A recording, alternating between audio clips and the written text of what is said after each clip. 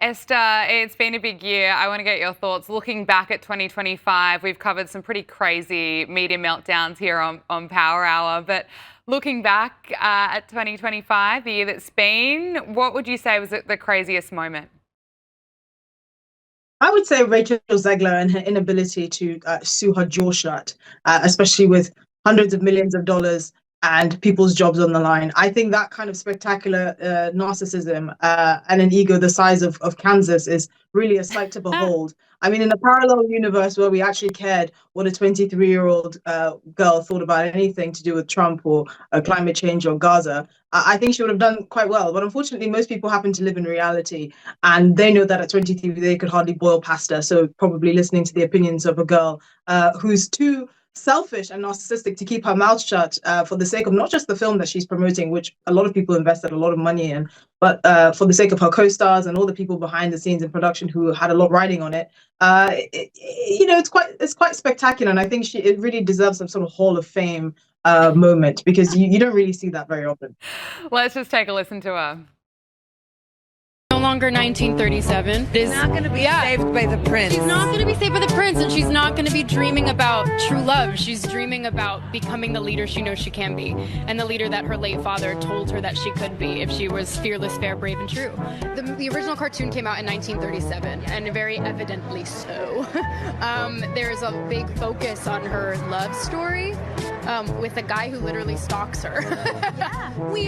Weird. So we didn't do that this time. Yeah, the Snow White absolutely slammed over this, just so woke, such a disaster. Nick, are you able to top that? What was your craziest kind of media meltdown? I think back to the meltdown over Jimmy Kimmel and his brief suspension from the Late Show.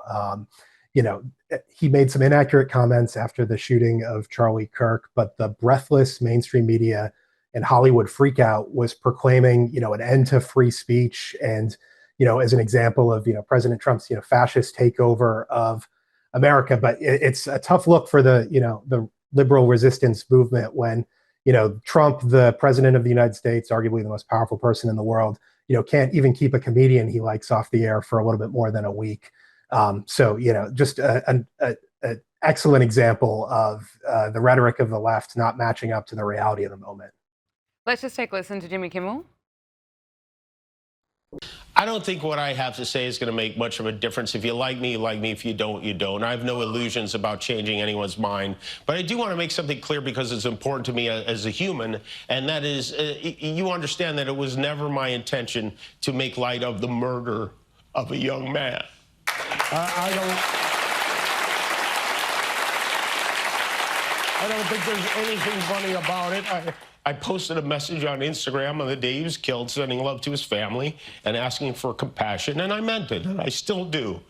Nor was it my intention to blame any specific group for the actions of what it was obviously a deeply disturbed individual. That was really the opposite of the point I was trying to make, but I understand that to some that felt either ill-timed or unclear, or maybe both. And for those who think I did point a finger, I get why you're upset. If the situation was reversed, there's a good chance I'd have felt the same way. Nick, he is such a liar. I mean, it's so infuriating just listening to him. And, it's actually come out today that new polling shows only 24% of voters actually know that Charlie Kirk's alleged killer was a radical leftist. And it's because of people like Jimmy Kimmel that were deliberately lying, saying that it was a MAGA person. I mean, it was just absurd. And then the fake tears and refusing to apologise to Charlie Kirk's family was just awful. Esther, while we're looking back at the year that was, winner or loser? Do you have any winner or loser for the year? I would say definitely the winner is the ghost of Jeffrey Epstein, the most infamous sexual offender the world has ever known, because he managed to stay in the headlines longer being dead than when he was alive and abusing scores of women. And he was a headache to not only the Republicans, but I suspect the Democrats, if the Democrats would decide to actually be fair-handed about this and acknowledge that there were quite a few powerful men within their own ranks that were sashaying on Epstein Island. So yeah, that's definitely a winner, I would say. And Nick, what about you? Winner or loser? I think a big loser this year has been Chuck Schumer, the leader of the Senate Democrats. He came into the year trying to balance the anger of his progressive base with the job of actually like legislating and leading the country. And for years and years, this is someone who's insisted that shutting down the government is irresponsible. But as soon as he felt the heat from his liberal base, he led Democrats into the longest shutdown in history, while simultaneously refusing and infuriating liberals in his own state by refusing to endorse progressive darling Zohran Mamdani. In the end, he looked incredibly foolish. The shutdown went on for 42 days. And Democrats within his own party broke from his leadership and voted with Republicans to reopen the government.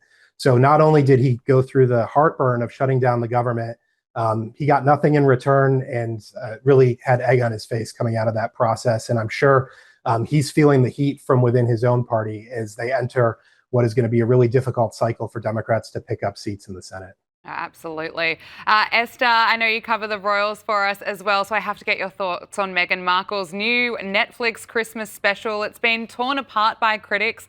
Some have given it a 0 or even 1 star, calling it quite mad and a little bit sad. Does not surprise me one bit. Can I get your thoughts? It was like a form of Chinese torture. And I say this as someone who's painstakingly watched everything she's put out, because this is what I do for you, fellow viewers. But I cannot overstate how like devoid she is of a personality. All her guests, which she seems to be really friendly with, are just people that are trotted on, apparently are close friends, but she doesn't know anything about them. She doesn't explain anything, which as someone who loves cooking and lifestyle stuff, I find very frustrating. She doesn't explain the flavor profile of a lot of the ingredients she uses. And she's always kind of like, oh yeah, I just threw this together. But it's also like, okay, but can you explain it?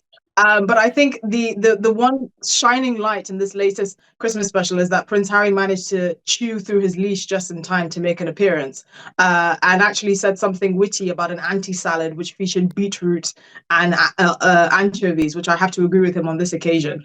But it's just very unentertaining. It's very bland. The episodes are too long. The music, I mean, honestly, whoever put together the score really has a vendetta against Meghan Markle. I'm convinced, like a drunk DJ at a wedding, and it's just unwatchable. And I have a feeling that Netflix are definitely not going to renew this after this sorry attempt to make Meghan Markle a Martha Stewart. Yeah, I think a lot of people hate watching that program if they're watching it at all. Esther Krakue and Nick Weinstein, thank you so much for joining us.